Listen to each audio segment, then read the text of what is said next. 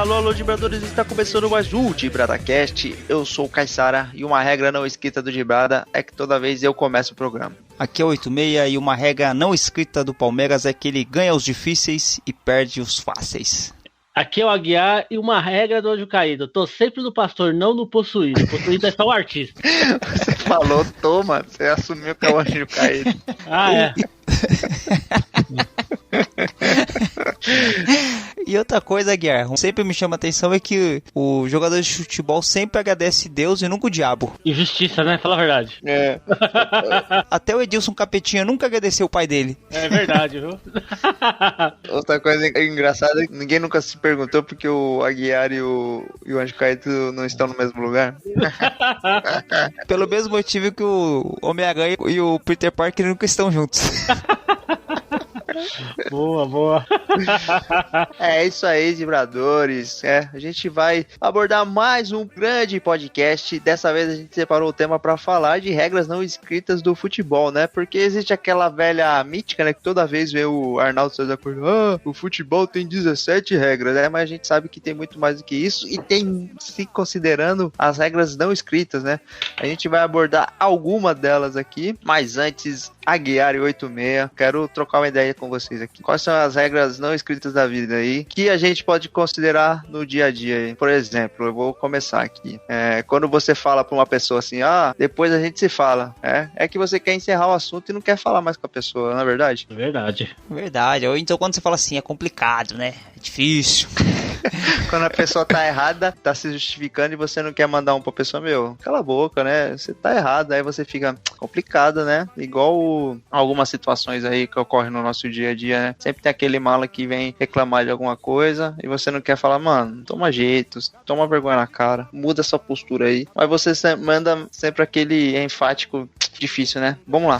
E tem a regra também do banheiro, né, o Aguiar e Caissara, que é a regra do mictório, né? Que todo homem sabe que tem que ter um distanciamento de um mictório pro outro, né? Essa regra aí é muito bem bolada também. E quando não tem um mictório de diferença um pro outro, o que você tem que fazer é esperar, né? Não por nada de um ficar olhando pro outro, porque, né, cada um olha o que quiser, mas por uma questão higiênica, por distanciamento social. Verdade. Essa regra aí foi estabelecida já antecipando o cenário atual. Mas sair da cozinha, uma regra que eu acho que é bem que deveria ser aceita é quando você tá, geralmente você tá em empresa, né? Você trabalha em empresa, que todo mundo almoça ou toma café junto. Quando você oferece alguma coisa pra pessoa, é regra da pessoa não aceitar. Você só tem um sanduíche, só que assim, é uma regra não escrita de você oferecer. Eu vou trazer aqui uma ponderação. Por exemplo, você tá na empresa lá, aí você saca um saco de pão. Aí você oferece, aí beleza, né? Aí tudo bem, né? A pessoa tem aquele tipo um pão puma, né? Que tem várias fatias. Aí beleza, você aceitar. Mas se a pessoa tira aquele embrulhadinho, sabe? Que tá no papel filme, que tem duas fatias, né? E uma mortandela no meio, aí você não vai dar uma mordida nesse lanche, né? Ele só tá oferecendo por educação. Não, eu discordo. Eu acho que a regra é você não aceitar nunca. Mesmo que você tiver um pacote de bolacha. Caraca, velho. Esse comunista safado, o cara quer dividir o pão, velho. Olha, eu trabalhei na empresa que tinha algumas regras. Roubar mistura, roubar iogurte. A regra era roubar? Chegava lá, as marmitinhas tudo sem mistura. Eu trabalhei numa empresa que tinha aquela, como é que chama? Aquele que tem 2 andares e fica um monte de marmita no banho-maria, né? Banho-maria. Saca? Aí o que os caras faziam? Os caras eram filha da puta, mas os caras tinham coração, porque os caras trocavam a mistura, tá ligado? Tipo, os caras abriam a marmita, aí sei lá, tinha uma panqueca lá, o cara tirava a panqueca e deixava uma linguiça calabresa lá, mano. É muita sacanagem, mano. Mas tem uma regra que é bacana, não sei se vocês comiam em refeitório. Ou não, vocês já comeram em refeitório, que é o cara, o que você trouxe hoje? Eu trouxe uma carne, eu já trouxe, então vamos dividir aí, você fica com um pedaço, eu fico com outro, e faz aquele bem bolado. Aí é uma regra bacana. Uma suruba gastronômica aí. Suruba gastronômica, mas aí é bacana. Mas eu já tenho uma regra que eu sigo, eu não recuso comida grátis, assim, tá ligado? Tipo... Humor de fome. Exatamente, cara, eu não recuso. Não tô falando nessa situação que o 86 citou aí, de pedir, sei lá, um gole do Yakult, é muita sacanagem. Aí é coisa de FDP, mas assim, por exemplo, a pessoa tá comendo assim, digamos que sobra, assim, né? A pessoa tá comendo um pacote de bolacha, tá ligado? Aí a pessoa come metade e fala, puta, tô cheio agora, não quero mais não. Eu sempre aceito nessa situação, assim, não quero, com certeza. Mas uma outra coisa bacana também é café da tarde na empresa, aquela vaquinha, é regra também, aquela vaquinha, aí vai comprar um pão, vai comprar um negocinho. E quem não contribui não pode colar na mesa não pode comer, não. É, isso aí, porque fica todo mundo olhando torto, né? Com certeza. E é regra também que toda vez tem um cara que fala, faz a minha aí que depois eu acerto. Sempre tem. Qual que é verdade? E aí você fica com dó de não pôr o cara, mano. Aí você ainda chega e fala, tô fazendo a vez de fulano aí. Não é assim? Esfrega na cara aí, né? Tô fazendo a sua vez, mas vai ser cobrado isso, com juros. Com certeza. Outra regra não escrita da família, ô Aguiar, é que a gente pode falar mal da família, mas os outros não, né? Isso aí dá treta. Você pode falar mal da família à vontade, mas se alguém de fora falar, aí é crise. Não, eu ajudo a falar mal. Não, é o que eu ia falar, é porque a nossa família não é essas coisas, né, cara? Não tem um grupo de WhatsApp que dá certo. Olha, nossa família é tão complicada que quando os outros xingam, a gente fala, acho que tá elogiando, na verdade. Você tá falando de quem? Tá pegando até leve. Mas, cara, o Aguiar 86, outra regra não escrita do Gibraltar é que o ouvinte sempre tem voz aqui. Tem e-mail, né? Sempre tem voz, tem e-mail. Dessa vez a gente vai citar um comentário que foi feito lá no longínquo programa de 2015 ou 2016, não lembro bem, mas que a gente subiu no YouTube, e um soldado universal, mais conhecido como Van Diesel não, o Van Damme. Eu acho que é o Van Damme que faz o soldado universal, não tenho certeza. Não sou. É o Van Damme. É o Van Damme. Ele comentou assim, ó. É assim, não foi o Van Damme, foi um cara chamado Soldado Universal. Ele não tinha nada melhor pra fazer do que ir lá no nosso vídeo comentar. E falou assim: vim no canal errado. Pensei que era o STF soltando o Luladão. Guel, porque o 2022 o Lula tá aí, né? Vai construir mais um estádio pro Corinthians e vai se candidatar e é capaz de ganhar de novo. Mas eu vou falar, viu, o Aguiar? A gente não é petista aqui, mas, né? O Aguiar, se o Alckmin se candidatasse, o seu Alckmin, eu votava nele. O Alckmin é o cara, mano. Como diz um colega meu, é o chuchu, é o sorvete de chuchu. Não, picolé de chuchu. Picolé de chuchu, isso é verdade. Mas os caras falam muito mal do Alckmin, cara. Eu sou fã dele. Mas, tem e-mail aqui também, viu? Qual que é o e-mail, Aguiar? O Alckmin mandou e-mail pra Aguiar dessa vez. É tipo, o e-mail termina com @gov.com.br. É de Boa Vista, Roraima. É de Faustino Moraes. E ele pergunta pra mesa: o Palmeiras pipocou? Mano, o CB saiu pra você, eu não assisti os pênaltis contra o Defensa e Justiça, mas o do Flamengo, o Palmeiras, porra, o Luan, mano, ele ferrou a gente lá no Mundial. Não que o Palmeiras fosse ganhar, mas ele que fez aquele pênalti lá. E ele também bateu aquele pênalti que nem a avó dele, né, mano? Pelo amor, a avó não, coitada da velhinha, né? O Luan, ele não é tão mau jogador assim não, mas ele já tá muito queimado no Palmeiras, ele precisa trocar de clube, ele não vai conseguir. Tá com a cara de Botafogo do Rio, né? Ele não consegue mais, ninguém tem mais paciência com o cara, velho. Mano, o Palmeiras tava com 3-1, mano, era só... Tinha 4 chances de fechar, né? Tinha 2 oportunidades de fazer gol e 2 oportunidades de defender, ou o Flamengo perder de alguma forma e seria campeão, e os caras conseguiram tomar a virada, não dá. Não, e é que assim, o problema daquele pênalti que o Luan, ele bateu mal, assim, não é aquele pênalti que você tenta fazer, que o cara chuta demais, bate na tela. Então, foi com a perna pesada, né? O cara tá com muita pressão. Não, foi pênalti de vagabundo, tipo. Que isso? Agora o disclaimer total aqui. Vocês viram no WhatsApp, tem um vídeo dele brincando com os filhos dele. Ele atropela o filho dele. Ele atropela o filho dele. Aí os caras falaram assim que ele não dá segurança nem pra família dele. Puta, eu não vi esse vídeo não, mano. Mas... Não, muita mancada, mano. Precisa se informar mais, 86. Você precisa conviver mais com as redes sociais, 86. Tem um negócio moderno aí, chama... Você manda mensagem e recebe na hora. Respondendo a pergunta aí do Faustino, eu acho que é o que o Caissara falou mesmo. O Luan não tem mais jeito não, ele já ficou pesado o clima dele no Palmeiras e tem que pôr outro time aí. Pior que ele é um bom zagueiro sim, mas ele tá muita mancada, né? É aquelas regras não escritas da vida, é aquela pessoa que é boa gente, bacana, legal, mas sempre tá fazendo merda na empresa, né? Mas eu também, né, completando, vou resumir o Palmeiras em poucas palavras. Quase perdeu o título do Corinthians, ganhou do Santos na Libertadores na cagada, ganhou do Grêmio Grêmio que ganha de todo mundo da Copa do Brasil, aquele Grêmio que nem foi pra Libertadores, entendeu? Aí quando pega um time melhor, faz essas merda aí. Agora, vou te falar, hein, Caissara, Defensa e Justiça ganhou a Sul-Americana, ficou em terceiro na chave do Santos e ainda bate na porcada, né? E o Santos... Ai, Jesus, essa Libertadores nunca será esquecida. Nunca mesmo, nunca vai. Isso faz parte, né? Tomar gol do Bruno Lopes. É Bruno Lopes, é isso ou Brenner Lopes? Breno Lopes, a gente não sabe nem o nome do cara que fez o gol. É uma vergonha. Próximo. Não, agora não tem próximo não. A regra não é escrita agora que o programa vai começar. Ah, tá. A primeira regra é não te ligar, a segunda é não te atender, a terceira é provar que eu posso viver sem você. Se ele quer, mas vai ficar querendo, vai rodando enquanto eu vou bebendo. Quero ver assim, vai lá. A primeira regra é não te ligar, a segunda é não te atender, a terceira é provar que eu posso viver sem você. Se ele quer, mas vai ficar querendo, vai rodando enquanto eu vou bebendo.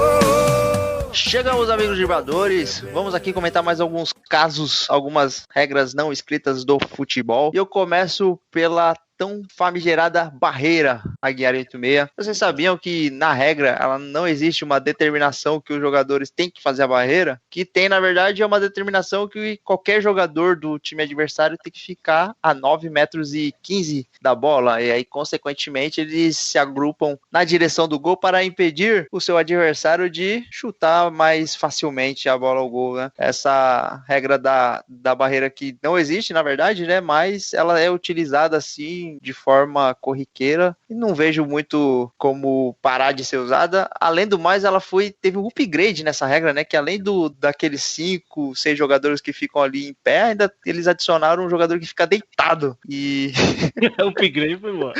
E o Palmeiras perdeu uma grande oportunidade de contratar o Valdívia, que poderia ficar nessa posição de forma magnífica.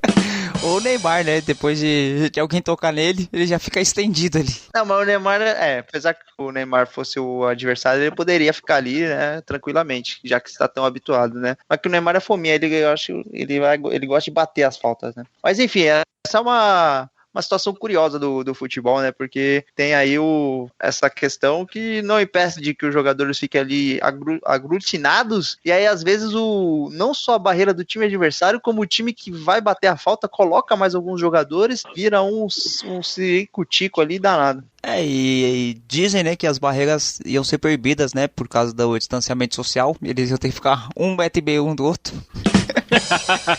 Mas, cara, a barreira é um negócio muito engraçado, né, mano? Quem que foi a primeira pessoa assim no futebol falou, vamos amontoar aqui, vamos ficar juntinho aqui, ó, tá frio aqui, vamos dar aquela chegada e vamos impedir o gol, assim. A barreira é um negócio muito orgânico do futebol, assim, né? E eu tenho uma opinião um pouco controversa contra a barreira, porque eu acho que em algumas situações ela mais favorece o time que vai bater a falta do que o time que tá defendendo, porque a barreira acaba ocupando a visão do goleiro e ela serve como referência pro cara que vai bater, e o goleiro também ele fica mais, por exemplo, ele coloca a barreira de um lado, ele fica mais pro outro lado, né? Eu acho que faltas com uma distância um pouco maior assim, igual aquelas que o Marcelinho o Carioca gostava de bater assim, que ele metia um monte de curva na bola, o Neto também se consagrou fazendo gol de falta, a barreira acaba favorecendo esses batedores, né? Porque ele joga a bola por cima da barreira, na hora que o goleiro vê a bola passando da barreira, já tá muito perto. E eu acho que sem nenhuma barreira, nesses chutes de mais média distância, seria mais difícil até fazer o gol. Não sei se vocês concordam comigo, se eu conseguir fazer entender. Não, sim, mas assim, o grande problema disso é que tem goleiro que se acha muito bom, né? Diga de passagem o Cássio, que às vezes fala não, vai sem barreira mesmo, abre a barreira e toma o gol do mesmo jeito. Mas o goleiro tem que se garantir, né? Então, mas ultimamente, os últimos 10 anos pra cá, tem tanto cobrador de falta ruim que acho que nem precisa mais de barreira, viu, cara? Deixa os caras cobrar e a natureza cuida.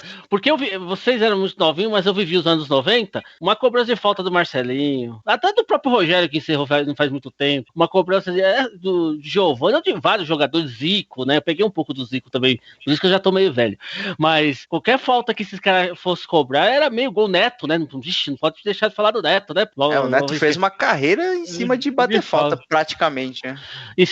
Você falou, né, do Cássio, eu lembrei de uma vez o Veloso, cara, que não mandou pôr barreira e acho que foi o Neto, né? Não, foi o Marcelinho Carioca. No meio de campo do Pacaembu, meteu no ângulo do Veloso contra o Palmeiras. Aquele foi engraçado, vale a pena até vocês procurarem no YouTube esse gol. Mas, ó, só pra fechar, eu peguei um comentário aqui do Gaciba, a origem da barreira veio do futebol britânico, que que tinha um sistema de jardas de 9,15 metros na cobrança de falta. Então, o culpado da barreira é o futebol inglês. O futebol inglês, você fala o futebol praticado na Inglaterra ou uma outra modalidade? Não, futebol praticado na Inglaterra. Tá bom. Só que naquela época ainda eles dividiam por jardas, apesar de ser o futebol com o pé. Vocês estavam falando do Valdívia? Posso fazer um comentário do Valdívia? O Valdívia tá jogando no União Calera, um time que tá se destacando lá no Chile e tá disputando sua primeira Libertadores. Time esse que daquela série que eu recomendei pra vocês, Ted Lasso, que era do presidente da Federação Chilena, um time pequeno lá da Federação Chilena. O Valdívia está por lá, e quem quiser assistir essa série está eu não sei se eu falo certo, que o meu inglês é péssimo, é Apple TV, ou se você achar melhor, Maçã TV. E uma regra não escrita do Divide é que o Aguiar sempre vê com os documentários que só ele assistiu. Não, essa série é boa. Se vocês assistirem ainda, é problema de vocês. Eu já indiquei. Minha parte eu fiz, né, Aguiar? A minha parte eu fiz. E até dei informação. O Valdívia tá lá, com 70 anos. O objetivo é o seguinte, é explicar para a criança, para o torcedor de um modo geral e para os boleiros. Porque tem muito jogador que joga e não conhece a regra. E aí eu comecei a falar. Mas a regra é clara. A regra é clara. E essa regra é clara. Outra regra não escrita que os juízes utilizam bastante é aquele famoso perigo de gol, ou seja, o time tá com uma bola em disputa ali, aquele lance meio duvidoso, o juiz nota qualquer ação de contato do ataque na defesa, o juiz marca falta a favor da defesa. E, muito provavelmente, se fosse o contrário, né, se fosse a defesa no atacante, ele não daria falta porque seria pênalti ou algum lance perigoso. Então, assim, a tolerância do juiz em relação à falta a favor de defesa ou de ataque é totalmente mutável, e a gente vê isso muito, né? O zagueiro ele sobe para cabecear a bola, o atacante encosta no zagueiro, o zagueiro cai, é falta. Se fosse o contrário, logicamente ele não daria o pênalti. Então por que eles marcam tanta falta a favor da defesa, né? Fica o questionamento. Isso aí é normal, né? Isso aí depende do árbitro, depende da situação da partida, se tá faltando pouco tempo para acabar o jogo, para quem tá precisando. O juiz, ele quer se livrar de uma situação ali que vai acarretar problemas para ele faz foi falta no goleiro, foi falta em algum jogador. Isso cai muito no nosso próximo tópico, que é a cera do goleiro. Você encosta no goleiro, o goleiro vai cair. Não, depende, tem que contextualizar, né? Se ele tiver precisando É o que eu ia completar. Se ele tiver precisando do resultado, o goleiro vai cair, ele vai ser atendido em campo, o juiz vai ficar 5 ou 6 minutos ali parado e o juiz vai dar 2. E principalmente após alguma defesa, né? Tem aqueles 45 do segundo, o cara chuta, ele espalma a bola para escanteio, aí ele já aproveita e fica no chão ali mais uns 2, 3 minutos. E o juiz sempre dá aquele migué também, não, vou adicionar. Aí o cara fica 3 minutos no chão, o juiz dá 30 segundos de acréscimo e fica por isso mesmo.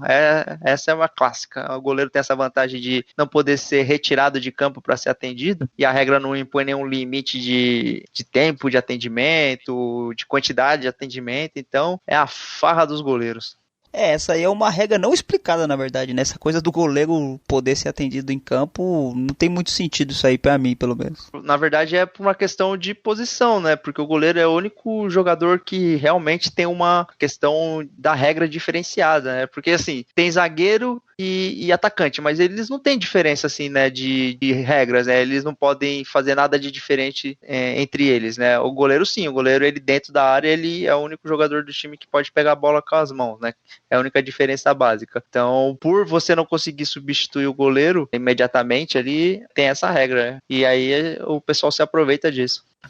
Tava puxando aqui no site Dicionário Criativo, tem uma expressão aqui para dar perigo de gol. Aí eu quero que vocês falem se concordam ou não. Aqui para ele é assim: o juiz marcar uma falta que ninguém havia notado na hora em que o time ia marcar o gol. Tá parecendo uma coisa meio Corinthians isso aqui, né? O que vocês acham? Depende de que lado da área é. Então. Vai tá parecendo meio Corinthians isso aqui, viu? O objetivo é o seguinte, é explicar para a criança, para o torcedor de um modo geral e para os boleiros. Porque tem muito jogador que joga e não conhece a regra. E aí eu comecei a falar, mas a regra é clara. A regra é clara. E essa regra é clara. Uma outra regra que é fundamental no futebol, não é escrita, mas é fundamental, é que o juiz só vai acabar o jogo quando a bola estiver no meio do campo. Se algum time estiver muito próximo de fazer o gol, se a bola estiver quase chegando na área, ou se principalmente o time que estiver perdendo ou o time que estiver precisando do resultado estiver próximo do ataque, o juiz não vai terminar porque ele não quer apanhar dos jogadores. Então uma regra clara é, só pode acabar o jogo, apitar o final do primeiro tempo ou do segundo tempo no meio do jogo. O engraçado também é que o juiz adora terminar o jogo na hora que o goleiro, né, bate o tiro de meta e a bola tá viajando, assim. Porque ele poderia terminar na hora que a bola saiu pra linha de fundo, né? Porque, acabou ali. Se a intenção dele já é acabar no decorrer ali do tiro de meta. Mas o juiz adora. O goleiro vai lá, bate o tiro de meta, a bola tá viajando, aí ele para, encerra o jogo ali, fazendo toda aquela cerimônia, né? Apita, levanta as mãos pro alto e depois aponta pro centro do campo. E o Galvão adora narrar o encerramento do jogo nessa hora também, que ele sempre fala, aponta pro centro do campo. Mas é assim, o que eu sei referente ao juiz encerrar o jogo no meio de campo, que há uma recomendações, né, da equipe de arbitragem das federações, que o juiz nunca termine o jogo no ataque de um time ou que possa prejudicar um ou outro time, por isso que normalmente ele termina no meio de campo ou até como foi citado aí num tiro de meta ou coisa assim. Apesar que em 2018 com o Santos e Cruzeiro deram uma ferrada do Santos nessa história aí, né? Então, mas isso vai cair um pouco numa questão até de ética, né? E principalmente a questão do cronômetro no futebol, porque assim, você tem o tempo exato, ou deveria ter no futebol, como é o caso do basquete, como é o caso, não sei, de outro esporte que tem o cronômetro, o boxe e tal, os esportes de luta. Se passou do tempo, e mesmo que o time vá pro ataque e já acabou o tempo, não é o seria certo é o juiz acabar o jogo, mesmo que tiver indo pro ataque, se tivesse o tempo. Mas aí o juiz espera. É que nem em algumas situações, eu acho que vocês já pegaram a ver isso, o juiz que acaba o jogo, mas ainda ele marca um pênalti no último lance, aí ele acaba o jogo e só tem o pênalti pra bater. Tipo, o pênalti é decidido depois do jogo. Você já viu isso também? Já, inclusive hoje, né, com a questão do VAR, isso é muito possível de acontecer, porque na regra, né, no descritivo do VAR tem essa situação. Por exemplo, houve um lance duvidoso de pênalti, né, o gol inválido, enfim. Se houve e o juiz acaba o jogo na sequência e o VAR identifica que realmente houve o pênalti, por exemplo, ele pode iniciar a partida novamente para bater o pênalti e aí encerrar o jogo. É muito curioso isso e muito esquisito, né? Eu confesso que não me agrada muito essa situação, assim, de um juiz acabar e de repente, entre aspas, reabrir a partida para ser batido um pênalti. Mas aí que tá a questão. E se o juiz vai uma situação dessa, abre o jogo, o jogador chuta, o goleiro defende e tem rebote. Aí ele termina o jogo ou ele continua? Boa pergunta, né? Porque já pensou num lance bizarro, tem o rebote e o outro time vai lá e faz o gol? Tipo, esquisita essa situação, né? Não se preocupa não, Caissaga, porque se a bola chegar no meio, o juiz termina. É verdade. O objetivo é o seguinte, é explicar para a criança, para o torcedor de um modo geral e para os boleiros, porque tem muito jogador que joga e não conhece a regra. E aí eu comecei a falar, mas a regra é clara. A regra é clara. E essa regra é clara. Mas, voltando à questão do tempo, né, a gente fez até um programa passado aí, o Tecnologia Futebol Clube, que a gente falou da questão do cronômetro. Cara, eu sou muito a favor do tempo ser cronometrado, ser 30 por 30 cronometrado. E aí a bola saiu para o relógio, atendimento médico para o relógio, substituição para o relógio, enfim, só bola rolando, porque aí você acaba com vários problemas de interpretação, de deixar na subjetividade do árbitro, de cera, porque, cara, o que os jogadores fazem de cera é ridículo, né? Então, isso aí eu levanto essa bandeira há muito tempo. A gente levantava a bandeira do VAR, vingou, né? Quem sabe o do tempo cronometrado. Mas eu acho que é uma barreira mais cultural, mais complicada, mas eu acho que seria interessante. Eu sou super a favor. O futsal é assim e funciona muito bem. Verdade.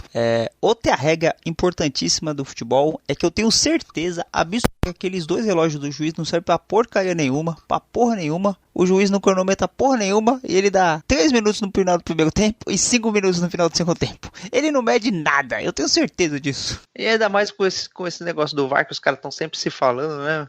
Os caras devem ser bolão que os caras fazem. Quantos minutos ele vai dar? É sempre 3 minutos. É uma palhaçada isso aí.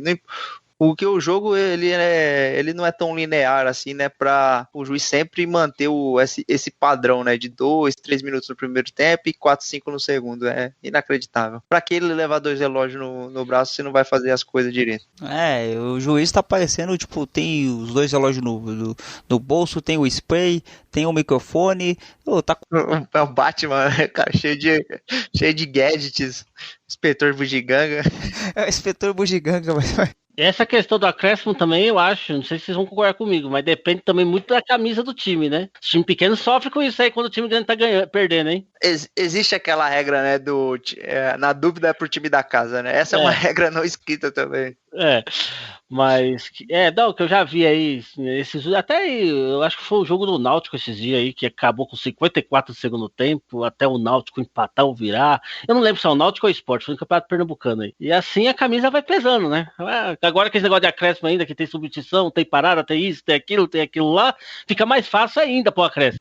É igual eu jogo na liga, né, de futsal às vezes, aí quando a gente joga como visitante, né? Aí sempre quando o placar tá apertado assim por 1, 2 gols de diferença e o outro time tá tentando empatar, aí é sempre o placar eletrônico desliga, sabe? Os caras metem o migué, tipo, porque o placar eletrônico mostra o tempo, né? Mas é sempre, tipo, acabou, desligou do nada, assim, aí os caras começam a marcar no celular, porque aí não fica difícil mais fiscalizar, né, digamos. Então, sempre tem essa, né? Regra não escrita. O objetivo é o seguinte, é explicar para a criança, para o torcedor de um modo geral e para os boleiros, porque tem muito jogador que joga e não conhece a regra. E aí eu comecei a falar, mas a regra é clara. A regra é clara. E essa regra é clara... 86 e Caissara. Uma que deixa o anjo caído muito chateada. Você sabe qual que é, Caissara? É aquela que só agradece a Deus, nunca agradece ao nosso companheiro de programa aqui. Você acha que isso é justo? Vocês acham que isso é justo? Essa questão aí do anjo caído ficar chateado é bem difícil mesmo, porque, olha, eu acho que tem um monte de jogador que é ateu, que é de outras religiões, nem é cristão, mas sempre tá agradecendo a Deus pelos 3 pontos, graças a Deus pela vitória, o jogo foi bem jogado, o time se esforçou e graças a Deus nós conseguimos 3 pontos. Eu fico pensando assim, que Deus vai estar assistindo 15 de Jaú e Palmeiras? Que Deus vai estar assistindo Barcelona de Guayaquil e Santos? Santos, ele pode estar assistindo, sim, né? Eu concordo também. O rei não tá lá à toa. Por causa do filho dele. Porra, porque ali tá toda a entidade, né, superior, tá ali, todos os Santos, né, tem muito amigo dele que tá ali, né, então eu acho que do Santos ele poderia estar assistindo, sim. Você acha que Deus ia se preocupar de dar um Mundial de 51 pro Palmeiras, por exemplo? Mas essa questão do jogador agradecer aí foi uma coisa que é muito satirizado em programas de humor, né? Em sketch de internet. E a gente aqui realmente faz. Até quando a gente tá na vida assim da gente, assim, quando a gente tá brincando, falando alguma coisa, a gente vai, graças a Deus, a gente vai tentar fazer o melhor trabalho aí, conseguir os 3 pontos e fazer um bom jogo. Resultado positivo. É o discurso padrão. Mas é complicado, né? Como diz o Milton Neves, Deus tem coisa mais importante do que se preocupar com o futebol, né? Mas, Caissara, você acha que tem jogador que fez pacto com o anjo caído pra conseguir jogar melhor, pra ir pra alguns clubes? O que você acha disso aí? Acho que é uma acusação um pouco leviana, né? Dizer que alguém fez pacto. Isso aí é muito anos 90 aí de um apresentador infantil, né? Que depois foi pro canal do diabo, realmente, né? Olha a polêmica. Mas a gente tem alguns jogadores aí que tem uma carreira que a gente simplesmente não entende, né? Então fica no ar aí. Será? Será que se pegar a chuteira e virar ao contrário dá alguma coisa? Não sei. Chegou no relatório que chegou aqui, tá escutando o barulho? Chegou em minhas mãos agora do anjo caído. O fax. 1.386 jogadores. Brasileiros e internacionais? Não, aqui é juntando só os brasileiros, de todas as divisões. Ok, eu aposto que inclusive de alguns podcasts. Não, isso que o Caissara falou, né, não tem nada a ver com o programa que a gente fez, mas tem um programa 43 que a gente fala que é os melhores empresários do futebol, que são alguns jogadores aí que pintaram, é que nem assim, gente, vocês estão vendo o Dibrado hoje aqui, imagine que o Dibrado daqui uma semana faça parte do podcast da Globo. Vai ter alguma coisa de errado. Vai ter alguma coisa de certo, né? Porra, me ajuda aí. Pensou, Caissara, você disputando, você... A pessoa, a gente tá aqui gravando, de repente entra o Galvão Bueno aqui pra falar com a gente. Que coisa, né? Mas isso aí na edição a gente faz. Eu quero dizer, eu queria, em nome de 400 profissionais envolvidos nessa cobertura, dizer muito obrigado pela audiência, pela enorme audiência, pela parceria, pelo prazer de estarmos juntos. Foi bom demais. Então é hora de fazer um convite. Respire fundo para o que teremos pela frente. Mais uma vez, obrigado pelo carinho. Um grande abraço a todos vocês, milhões de brasileiros que estiveram conosco em todos esses dias. Mais uma regra que essa daqui eu que escolhi, porque, porra, pra mim é muito irritante isso, mas o time do Cuca sempre cobra o lateral na área. É impressionante. O cara ganha 500 pau por mês e o treino do cara é ficar jogando bola na área de lateral pra algum atacante ficar cabeceando a bola, ficar brigando ali. Porra, como isso me irrita, velho. O time do Cuca sempre cobra o lateral na área. Acontece muito isso, né? Em todos os times dele, nas 3 passagens pelo Santos, nas 300 passagens pelo Atlético Mineiro, sempre foi assim. Porra, ele consagrou o Marcos Rocha fazendo isso. O Marcos Rocha, ele não treinava cruzamento com o pé, mano. Ele só treinava com a mão, velho. É irritante, velho. O cara ficava jogando bola de areia o tempo todo lá no CT, tá de brincadeira. E gosta tanto de lateral que a confusão foi na lateral também. Tem umas regras não escritas aí de técnico que é fogo. Essa do Cuca realmente, o do Marcos Rocha. Mas tipo assim, você pega os times do Oswaldo de Oliveira são sempre retranqueiro. Os times do Vanderlei Luxemburgo começa bem e termina mal. Mano Menezes é sempre o time retranqueiro, gosta só de ganhar de 1-0. Oswaldo Oliveira perde o Pituano, não, isso aí não vale. Oswaldo de Oliveira, ele já entra no clube com data pra sair, né? É 3 meses, é o ciclo dele. O Oswaldo de Oliveira merece um programa especial pra ele, viu, cara? É tipo, é um técnico que ninguém entende porque ele tá ali. É o famoso caso do elefante em cima da árvore. É verdade, é verdade. O que a vaca foi fazer em cima do telhado? É o Oswaldo Oliveira. O Oswaldo Oliveira, ele deve ser um cara tão gente boa, que uma vez ele saiu do Flamengo e os caras deixaram o irmão dele como treinador principal, velho. O Oswaldo Oliveira é inacreditável. Ele conseguiu sair, ser demitido e deixar a boquinha pro irmão. Vocês acham que se um dia o Oswaldo Oliveira fizesse o nosso podcast, acabaria em 3 meses também? Pô, mas a gente ia ganhar dinheiro, porque o Oswaldo Oliveira, ele ganhou muito dinheiro, cara.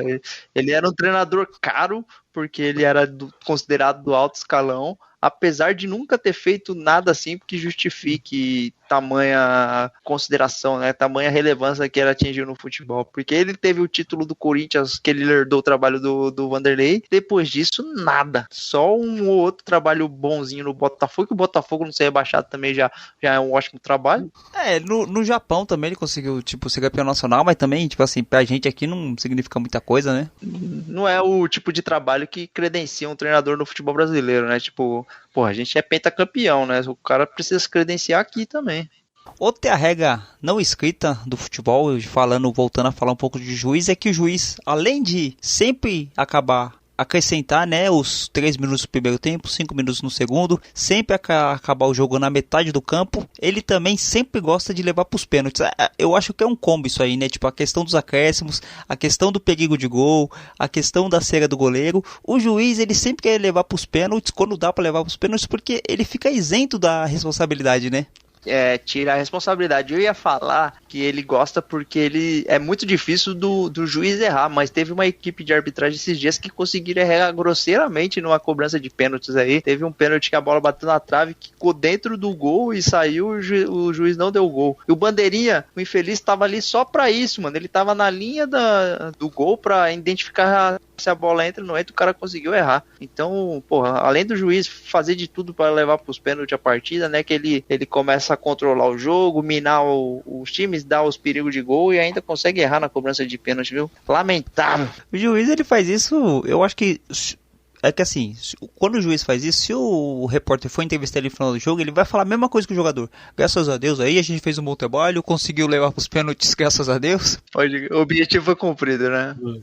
Porque tipo assim, nos pênaltis, você vê que não tem reclamação nos pênaltis, a não ser que tenha acontecido uma coisa muito grave no jogo, muito descarada assim, quando o cara... Eu vou falar, 86, que os próprios jogadores, eles gostam de levar pros pênaltis, porque... parece que a derrota nos pênaltis, ela cai no azar. né? Tipo, a gente jogou bem, a gente fez nosso papel, só que foi pros pênaltis e perdeu. Só que o jogador se esquece que ir pros pênaltis é um sinal de incompetência, né? De não ter conseguido ganhar no tempo normal. Mas, infelizmente, tem essa cultura aí cara, dá 35, 40 minutos do jogo ali, talvez até antes, e tá indo pros pênaltis, ninguém começa a fazer nada, tipo, o juiz começa a controlar o jogo, os jogadores começam a atacar menos, fica aquele toque goleiro, zagueiro, goleiro, e não sai dali, que nem foi essa final da Libertadores aí, inclusive o Rony devia ser punido por ter cruzado a bola na área quando tava todo mundo esperando os pênaltis. Culpa do Cuca. Outra regra também de juiz é que assim, o jogador acha que é regra e não é. Sempre quando o jogador dá uma canelada no primeiro lance aí, ele fala assim, mas professor, foi a primeira. Não tem regra escrita de que a primeira você pode fazer o que for, tipo, é como se fosse o réu primário, sabe? O jogador pensa assim, tipo... Mas, você sabe que isso aí, antigamente não tinha o cartão amarelo, né? Era só a expulsão direta. Então, assim... eu não vou lembrar o nome, mas tinha um zagueiro que era famoso por falar isso. Cara, na primeira janta o atacante, porque o juiz nunca expulsa na primeira. E aí eles carregam essa, entre aspas, essa cultura até hoje, né? Só que agora com o amarelo, o juiz, né, é mais fácil ele dar um amarelo do que um vermelho. Então o cara fica nesse migué aí. Tem jogador que é tão cavalo assim, tipo, você pega um Wilson Cotardo da vida lá, que quase acabou com a carreira do Kaká, tipo, ele... Dá uma jantada e tem a cara de pau de falar que foi só uma. Porra, mas essa valeu por 10. Não, o pior nessa situação é quando os companheiros do time, tipo, reforçam pro juiz. Ô, juiz, foi a primeira, não foi nada, não sei o quê. Exatamente. Mas com o Oscar Godoy não tinha isso aí não. Vocês já ouviram falar no Oscar Godoy, né? Não sei se vocês pegaram. Pau neles. Então, tu ia assistir uma estreia do Viola, do Lúcio e do Claudio Miro, né? Santos de São Paulo, Morumbi. 5 minutos de jogo. Primeira entrada do Claudio Miro, vermelho. O Claudio Miro era, pelo amor de Deus, né, mano? Ele ia com uma peixeira pro campo. Como é o nome do Claudio Miro, Aguiar, que você gosta de falar? Deus da raça. O Claudio Miro, entendeu? Cara ali não desistia em nenhum lance. O Claudio Miro, ele é da escolinha de futebol do Galeano, do Marcinho Guerreiro, do Márcio Araújo.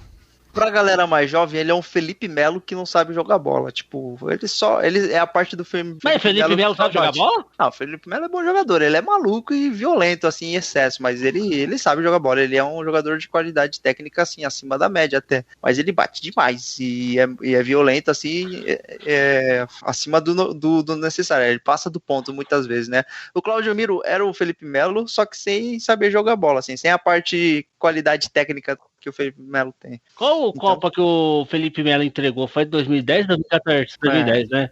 Na verdade, aquela Copa ali, tipo, contra a Holanda, ele deu o passo pro Robinho fazer o gol, tipo, um lançamento muito bom, assim, né? Não, ele mandava no... Assim, ó, vou falar uma coisa aqui que vai chocar, mas, por exemplo, o Felipe Melo é mais jogador do que o Casemiro, por exemplo. Só que o Casemiro, ele tem mais juízo, né? Um cara mais consciente. Mas, assim, o Felipe Melo jogando, naquela época, ele jogava mais que o Casemiro joga hoje. O Casemiro é o grande meio-campo do Real Madrid, hein? Na minha opinião, logicamente, né?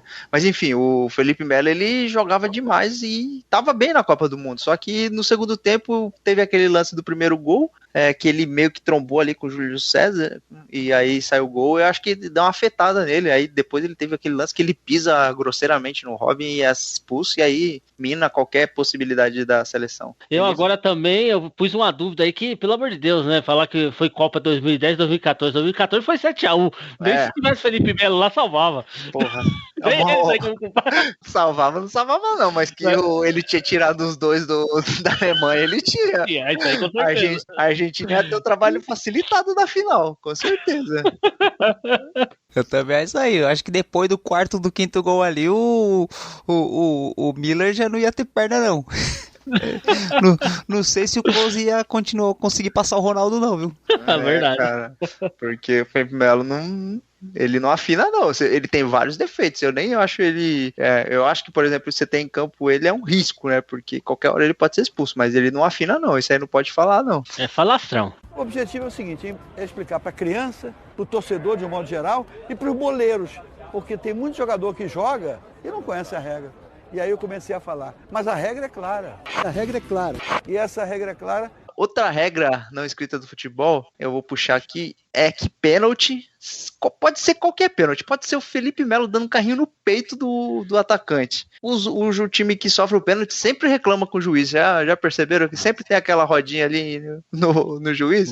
Mas às vezes é um lance assim grosseiro, tá ligado? E os caras têm a cara de pode reclamar alguma coisa. E é uma reclamação, que é uma regra não oficial, mas é uma reclamação que nunca, hipótese alguma, o juiz vai voltar atrás. Tipo, não tem, a não ser que seja pelo VAR, assim, mas não tem o que vai fazer o juiz voltar atrás, mesmo com aquela rodinha ali, tipo, mas eu acho que assim, o jogador pensa, se eu não reclamar, vai ficar feio. Não, mas tem uns lances, porque assim, reclamar faz parte do jogo, né? Você reclama. Mas tem alguns lances que, cara, o jogador ele tem que ter noção, né? Ele tem que falar, porra, né? Foi pênalti, não tem o que fazer.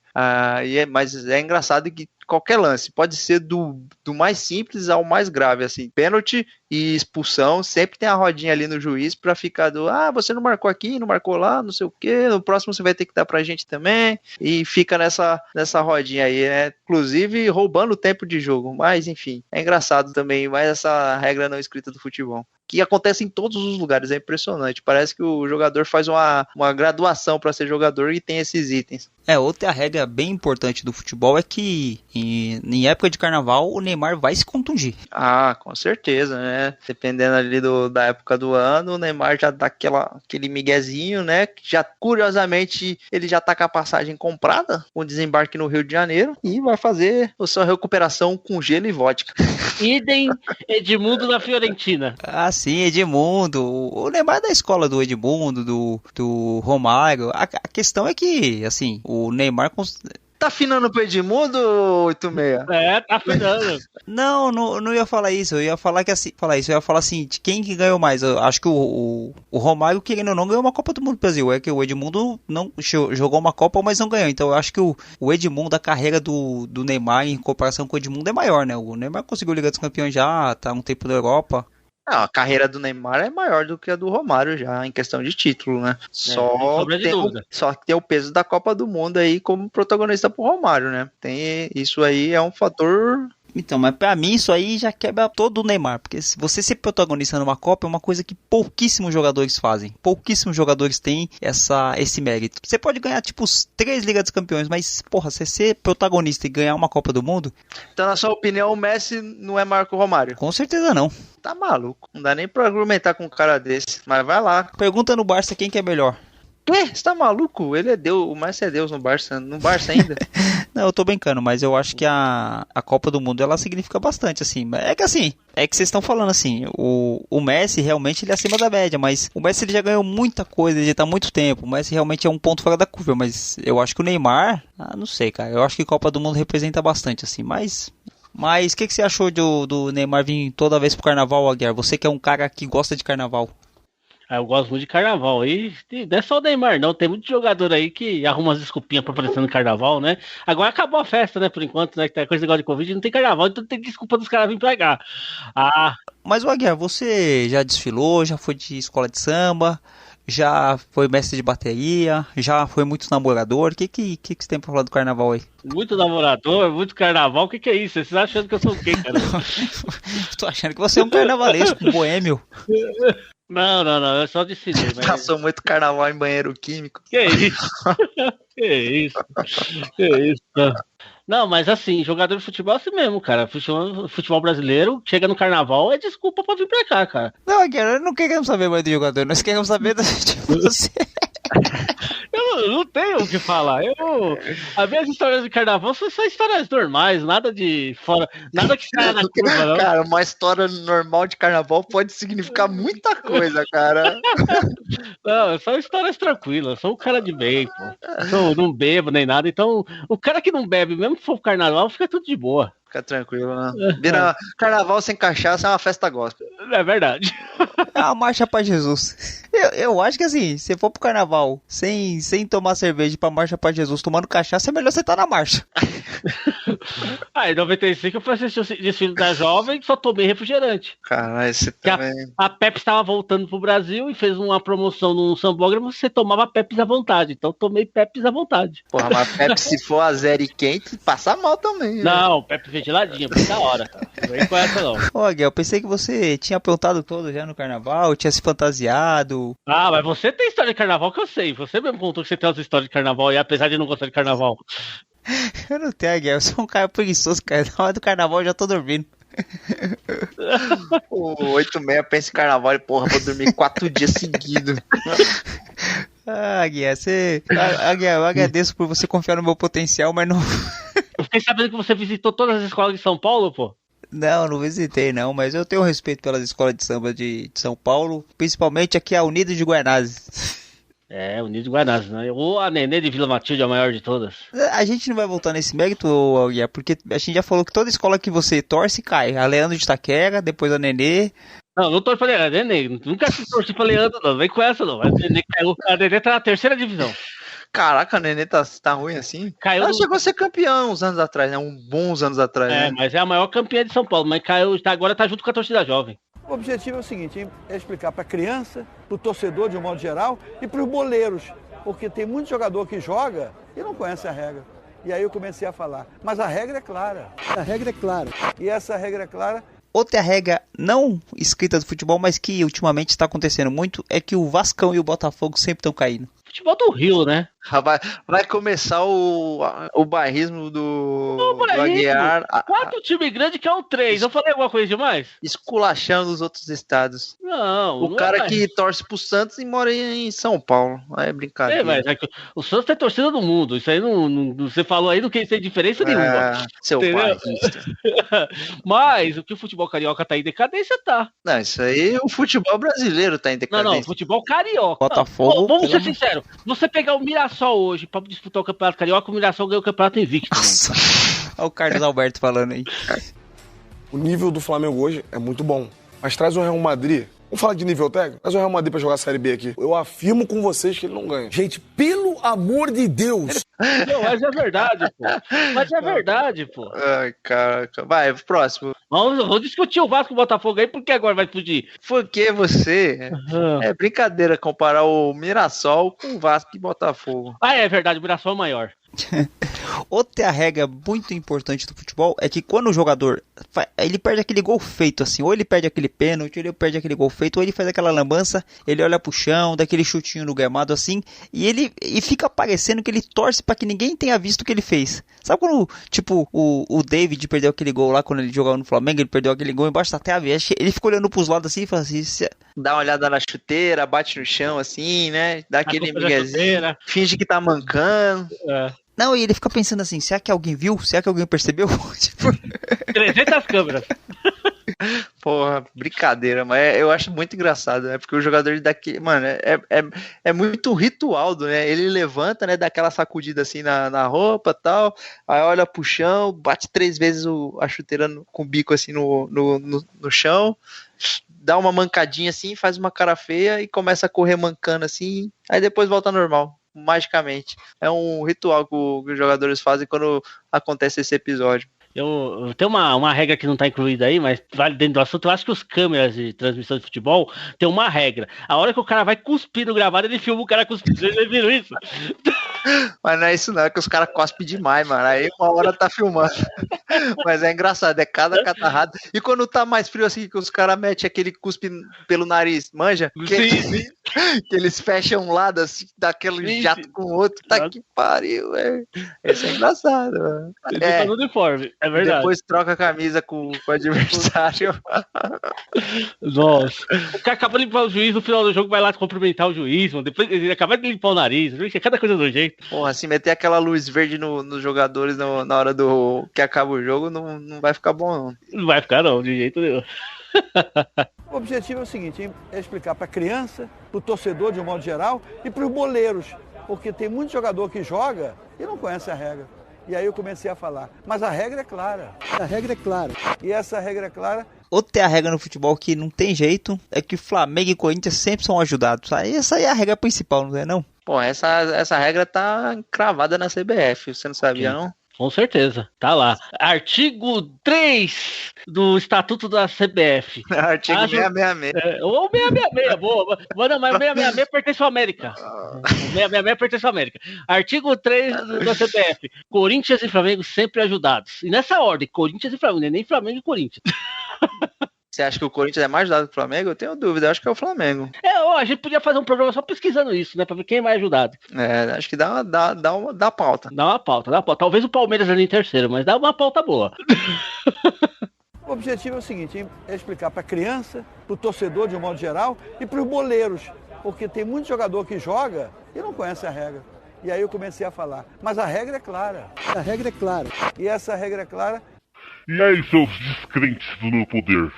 Vocês estão bem? Vou falar aqui algumas regras, já que vocês estão falando de regra, algumas regras que tinham nos anos 90. Como você já ouviu falar, por exemplo, tocar a música da Xuxa ao contrário, imitava minha voz? Já ouviu falar isso, Caissara? Sim, grande mestre. 866 escutou também? Escutei muita música da Xuxa aí. Coisa do diabo é escutar a música da Xuxa, não escutar o disco ao contrário. Vocês são os caras de brincadeira. Igual outro aqui, muito que o Legião Urbana quer dizer o coletivo de demônios, não podia escutar a maior banda nacional do país. Até eu, que sou anjo caído, respeito, o cara vem falar que é coisa do capeta. Os caras gostam de pôr a culpa em mim também, viu, mano? Os caras gostam de pôr a culpa, viu? Uma outra aqui, a da Xuxa eu já falei. E o Raul, falar que o Raul era coisa do capeta. Você concorda com isso, 86? Você que é do tempo do Raul, pô? Eu não sou do tempo do Raul. Quando o Raul morreu em 89, né? Eu tinha 3 anos. Mas assim, acho que por conta do Raul, ele falava que o diabo era o pai do rock, né? Aí o Raul tinha aquela questão de capa preta, o envolvimento dele com o Paulo Coelho. Ele era um ser meio místico, mas, pra falar a verdade, o Aguiar, toca Raul aí. Oh, beleza, é outra coisa. Só porque o cara tinha bom gosto pra roupa, quer dizer que ele era um seguidor meu, pô. Mas assim, né, algumas coisas aí que os caras colocam a culpa em mim e tal, mas não é bem assim, igual, até no futebol também às vezes colocam, não é bem assim não, viu, Caissara 86, só queria deixar bem claro. Tô voltando, né, faz tempo que eu não participava, né, mas tinha mais coisa importante pra fazer do que ficar falando com vocês, sabia? O que você tava fazendo, Anjo Caído, nesse seu período sabático? Vou falar a verdade, vocês não vão acreditar, mas estava sendo cotado pra ser ministro da saúde. Puta que pariu. O objetivo é o seguinte, é explicar para a criança, para o torcedor de um modo geral e para os boleiros, porque tem muito jogador que joga e não conhece a regra. E aí eu comecei a falar, mas a regra é clara. A regra é clara. E essa regra é clara. Então, Caissara e 86. A próxima, então, aí, a segunda da lista é perigo de gol. Vocês já ouviram falar isso? Pera aí, Aguiar, para de bater palma, mano. Ah, deixa eu, mano. Você bate palma, vaza no áudio, caralho. Põe uma luva pra bater palma. Ah, vou pôr luva, vou fazer um programa de luva.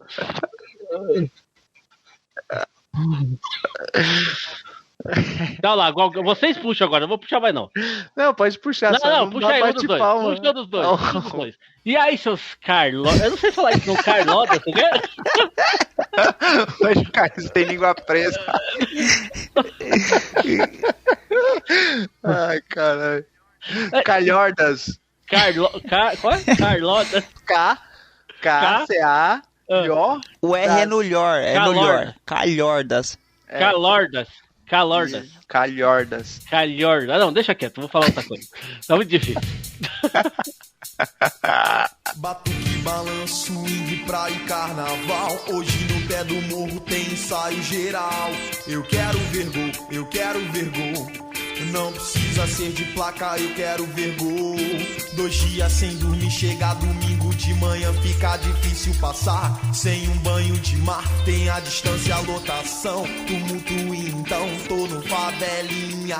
Peguei fora da linha, meia Copacabana é o bonde ideal.